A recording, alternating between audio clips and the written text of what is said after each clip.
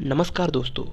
जो भी यूरोपीय कंपनियां भारत आईं, चाहे वो ब्रिटिश कंपनी हो, फ्रेंच कंपनी हो, डेनिश, डच या पुर्तगीज कंपनी हो, वो व्यापार के लिए आई थीं। तो वे क्या कारण थे कि वो राजनीतिक महत्वाकांक्षा की ओर बढ़ने लगी? आइए जानते हैं। जैसा कि हम जानते हैं, किसी भी कंपनी को अपने देश की सरकार से चार्टर प्राप्त होता था।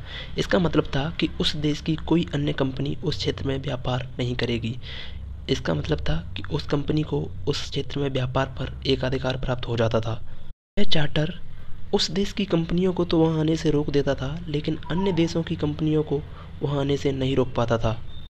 फिर जब विभिन्न कंपनियां वहां भारत आईं, तो उन्होंने वस्तुओं की मांग बढ़ा दी और इससे कीमत बढ़ गई। इसके कारण उन कंपनियों का मुनाफा कम हो गया। इसलिए सभी कंपनियां अपने प्रतिस्पर्धियों को व्यापार से हटाना चाहती थीं। इस उद्देश्य से उन्होंने किले बनाने शुरू कर दिए और सेनाएं रखनी शुरू कर दीं। कंपनियों की इन गतिविधियों से संबंधित क्षेत्र के शासक नाराज हो जाते थे, क्योंकि इससे उनकी संप्रभुता को चुनौती मिलती थी।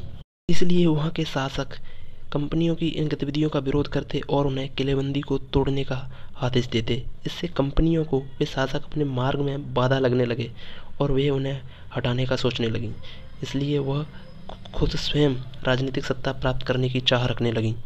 दूसरा कारण देखते हैं कि भारतीय जो व्यापार था वो एक तरफा व्यापार था। इसका मतलब है कि जब ब्रिटिश कंपनियां या अन्य यूरोपीय कंपनियां भारत से जो सामान खरीदती थीं, उसके बदले में भारतीय यूरोप के सामान की मांग नहीं करते थे। इसलिए उस सामान के बदले में यूरोपीय कंपनियों को भारत में सोना चांदी लाना होता। इसलिए उनका व्यापार घाटे में रहता। वहाँ की सरकार इसका विरोध करती। वह कहती कि इस तरह हमारी कीमती धातुएं भारत जा रही हैं। इसलिए जो कंपनियां थीं उनमें सबसे प्रमुख ब्रिटिश, वह सोचने लगी क्यों ना हम भारत से ही संसाधन जुटाकर यहाँ से सामान खरीदेंगे और यूरोप ले जाएंगे। इसलिए उन्होंने राजनीतिक महत्वाकांक्षा से यहाँ के राज्यों पर नियंत्रण करने की सोची। और बाद में जब उन्हें बक्सर के युद्ध के बाद बंगाल, बिहार और उड़ीसा की दीवानी प्राप्त हो गई, तो उन्हें जो राजस्व प्राप्त होने लगा, उससे वह यहीं से सामान खरीदने लगीं और यूरोप भेजने लगीं। इस तरह उन्होंने वहाँ से कीमती धातु लाना बंद कर दिया। इसी को ट्रेन ऑफ वेल्थ कहा गया, यानी धन की निकासी भारत से ब्रिटेन की तरफ हुई। यही कारण थे कि व्यापार के लिए आई हुई कंपनी ने राजनीतिक सत्ता प्राप्त करने का निर्णय किया। धन्यवाद।